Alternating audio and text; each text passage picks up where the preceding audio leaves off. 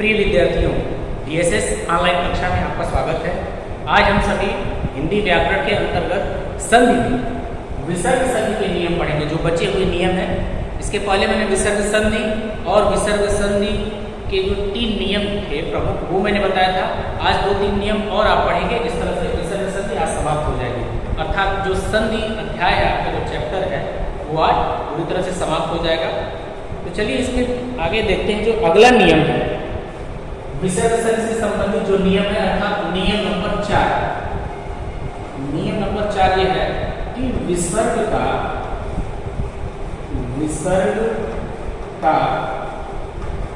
र में परिवर्तन, विसर्ग किन परिस्थितियों में र में बदल जाता है। ठीक है, यानी विसर्ग का में किन वर्णों के साथ होने पर वह विसर्ग र में परिवर्तित हो जाता है। तो इसका नियम है कि यदि विसर्ग से पहले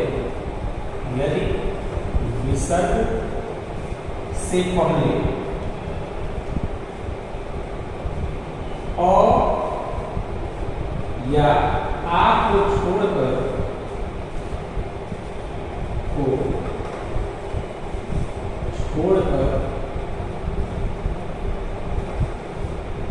कोई अन्य स्वर आए, कोई अन्य स्वर आए और विसर्ग के बाद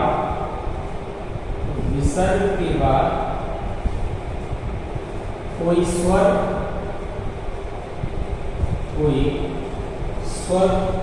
या किसी वर्ग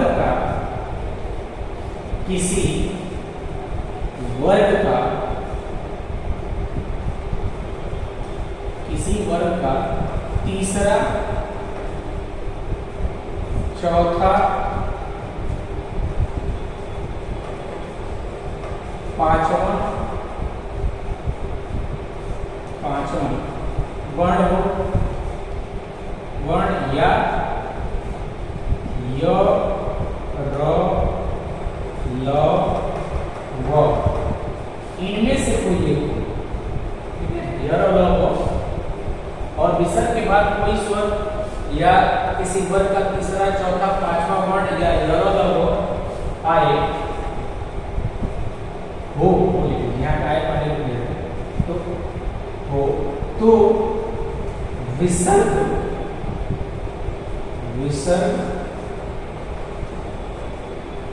र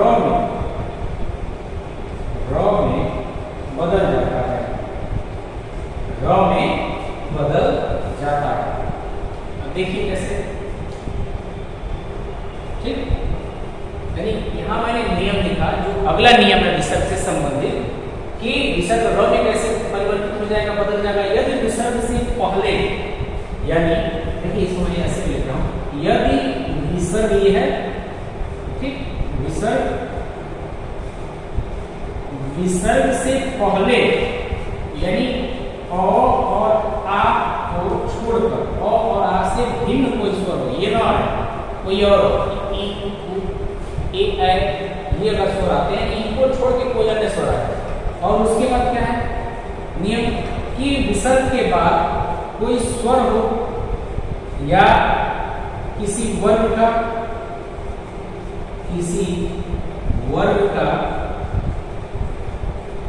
तीसरा, चौथा, पांचवा वर्ण हो, या ल, र, ल, व, इनमें से कोई वर्ण है। ठीक है, तो विसर्ग किसमें बदल जाता है, र में परिवर्तित हो जाता है। ठीक, देखिए ये नियम है, इसी को मैंने यहाँ ऊपर लिखा हुआ है और इसको आप नोट कर लीजिएगा। एक लाइन में ये परिभाषा, ये नियम आपके सामने आ गया। देखिए विसर्ग से पहले, या इसको मैं ऐसे लिख लीजिए और समझ में आएगा अच्छे से, अ या आ से भिन्न, भिन्न का मतलब इससे अलग, ये ना विसर्ग से पहले अ या आ से भिन्न स्वर हो, और उसके बाद विसर्ग के बाद यानी अब विसर्ग का मेल जो है स्वर, विसर्ग का मेल स्वर से हो, या फिर विसर्ग का मेल जो है किसी वर्ग का तीसरा चौथा पांचवा वर्ण उससे हो। वर्ग मैंने 5 बताए थे, क च ट त प, और उन सबके जो है 5-5 वर्ड है, उनमें 5-5 वर्ड है, तो उसका जो तीसरा चौथा पांचवा, जैसे क वर्ग का क्या होगा, कितने वर्ड, क ख ग घ अंग, ये 5 वर्ड हो गए। तो इसमें से पहला दूसरा तीसरा चौथा पांचवा ये है।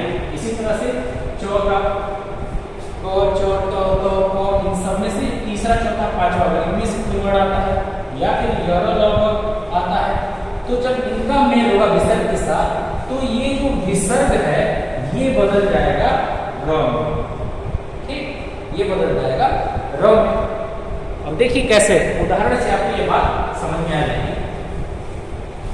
उदाहरण में संधि और समास ये अभ्यास के ऊपर निर्भर करता है। जितना ही आप अभ्यास करेंगे, प्रैक्टिस करेंगे उदाहरण से लेकर, उतना ही ये आपको अच्छे से समझ में आएगा और दीर्घकालीन आपके मस्तिष्क में रहेगा, लंबे समय तक आपके दिमाग में रहेगा। अब देखिए नियम नंबर 5। नियम नंबर 5 ये है कि विसर्ग के बाद, ठीक, विसर्ग के बाद यदि क प और फ वर्ग आते हैं तो विसर्ग जो है किस रूप में परिवर्तित हो जाता है। तो इसका ये नियम नंबर जो 5 है ये लिखेंगे, तो विसर्ग के बाद, विसर्ग के बाद क, या आप ऐसे लिख लीजिए इसको, विसर्ग का ज्यों का त्यों, विसर्ग का ज्यों का त्यों, ज्यों का त्यों बने रहना, बने रहना। ये नियम है कि विसर्ग की परिस्थितियों में ज्यों का त्यों बना रहता है, वो परिवर्तित नहीं होता, वो हटता नहीं है वहां से, वो लुप्त भी नहीं होगा, या अर्थात उसका लोप भी नहीं होगा विसर्ग का, और न ही विसर्ग किसी दूसरे वर्ण में परिवर्तित होगा। ठीक है, तो इसका नियम क्या है कि यदि विसर्ग के बाद, विसर्ग के बाद क प फ, क प फ वर्ण आए, वर्ण आए, तो विसर्ग ज्यों का त्यों बना रहता है, ज्यों का त्यों बना रहता है, बना रहता है। ठीक है, विसर्ग ज्यों का त्यों बना रहता है, या दूसरे शब्दों में ये कह सकते हैं कि यदि क प फ से पहले विसर्ग हो, ठीक, यदि क प फ से पहले विसर्ग आए तो विसर्ग ज्यों का त्यों बना रहता है। जैसे उदाहरण देखिए, आप इसको ऐसे भी लिख सकते हैं, विसर्ग, विसर्ग एक लाइन में, विसर्ग प्लस क प फ बराबर विसर्ग ज्यों का त्यों, विसर्ग ज्यों का त्यों। ठीक है, इसको आप एक लाइन में नोट कर लीजिएगा, ये सारी चीजें जो है नोट कर लीजिएगा। देखिए, इसी को मैंने परिभाषा के रूप में ऊपर लिखा हुआ है कि विसर्ग के बाद क प फ आए, ठीक, तो विसर्ग ज्यों का त्यों बना रहता है। जैसे देखिए, पय, उदाहरण, उदाहरण लीजिए, उदाहरण, उदाहरण अध, ऐसे अध प्लस फलित, अधः फलित, ये हो जाएगा अधः फलित। ठीक है, ये हो जाएगा अधः फलित। इसके बाद से प्रातः, प्रातः प्लस काल बराबर प्रातः काल, प्रातः काल। ठीक, अंतः, अंतः प्लस करण बराबर ये हो जाएगा अंतःकरण, अंतःकरण। ठीक है, अंत, एक और उदाहरण लीजिए, अंत प्लस पूर्व बराबर ये हो जाएगा यानी इक्वल टू अंतः पूर्व, अंतः पूर्व हो गया। ठीक है, यानी जो महल है उसके अंदर बीच का कमरा, मध्य का कमरा, अंदर का कमरा, जैसे राजा महाराजा हुआ करते थे तो उनके जो है कमरे यानी महल में बीचों बीच में कमरे होते थे, उनके जो कमरे होते हैं अंदर उनको कहा जाता था अंतःपुर। ठीक है, ये हो गया। यहाँ देखिए अधः फलित। अब नियम क्या है, नियम को समझिए। यहाँ नियम है कि विसर्ग के बाद यदि क ख फ, विसर्ग के बाद क ख फ में से कोई यानी विसर्ग जो का क्यों बना रहता है, कोई परिवर्तन नहीं होता। बहुत ही ये आसान है। देखिए अधः फलित, फ से इसका मेल हो रहा है, विसर्ग के बाद क आया है, जो करते हैं ऐसे रहा है, अधः फलित, अधः फलित। प्रातः काल यानी विसर्ग के बाद से क आया है, प्रातः काल क्या है, क है नियम। ठीक, अंतःकरण, अंतःकरण जो का क्यों बना रहा विसर्ग। अंतःपुर यानी यहाँ क आया है, क ये हो गया अंतःपुर, यानी विसर्ग में कोई बदलाव, कोई परिवर्तन नहीं होगा। ठीक है, ये था पांचवा नियम। अब इसके बाद से इसका अंतिम नियम, ये जो 6 नियम मैंने आपको बताया 3 पिछले वीडियो में, इस पर जो आधारित है आज, इनमें से ही क्वेश्चन में बनते हैं मुख्यतः अगर विसर्ग से पूछा जाता है तो, क्योंकि यही प्रमुख नियम। ठीक है, और आपके पुस्तक में, आपके पाठ्यक्रम में भी यही नियम दिए हुए हैं, यही आपको पढ़ने में है। जो छठा नियम है, ये छठा है। ठीक, कि जब विसर्ग का मेल र से होता है, विसर्ग का मेल या जोड़ र वर्ण से, र से होने पर क्या होता है, जब विसर्ग का मेल र वर्ण से, ठीक है, तो जब विसर्ग का मेल र से होता है, ठीक है, तो विसर्ग का लोप हो जाता है, विसर्ग में लुप्त हो जाता है, गायब हो जाता है, और विसर्ग से पहले जो स्वर होता है वह अपने का दीर्घ हो जाता है। ठीक है, देखिए ध्यान से समझिए यहाँ पे, इसको मैं यहाँ पे लिख रहा हूं, यानी विसर्ग, ये नियम होता है कि विसर्ग के बाद यदि र आता है, ठीक, देखिएगा ध्यान से, विसर्ग के बाद यदि र आता है तो ये क्या होगा, विसर्ग का लोप, विसर्ग का लोप हो जाता है, विसर्ग का लोप हो जाता है, यानी लुप्त हो जाता है, वैसे विसर्ग लुप्त हो जाता है, लुप्त।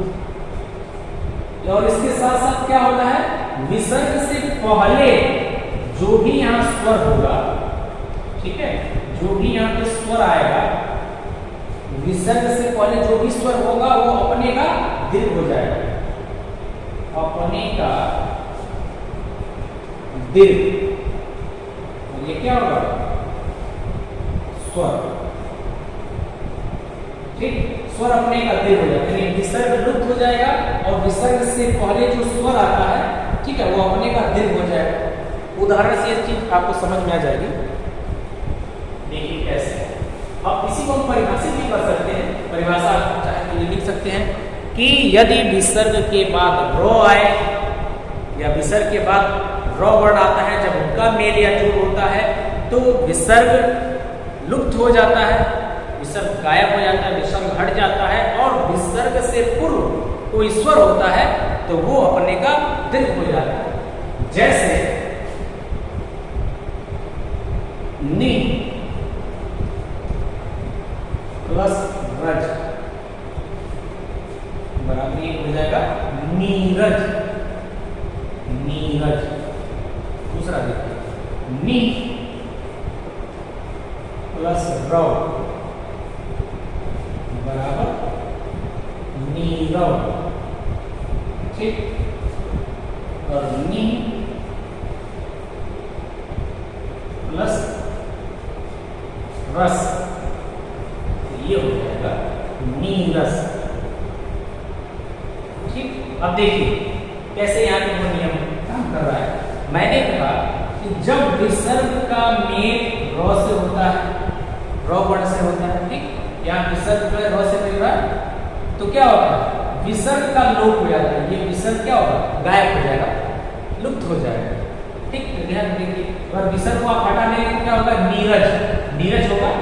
लेकिन एक कंडीशन, एक जो है स्थिति मैंने और बताई थी, शर्त, एक शर्त ये था कि जब भी ये विसर्ग हटेगा तो इसके पहले जो भी स्वर होगा वो अपने का दीर्घ हो जाएगा। देखिए इसके पहले जो स्वर है वो क्या है, ई है, ठीक, ई है ना।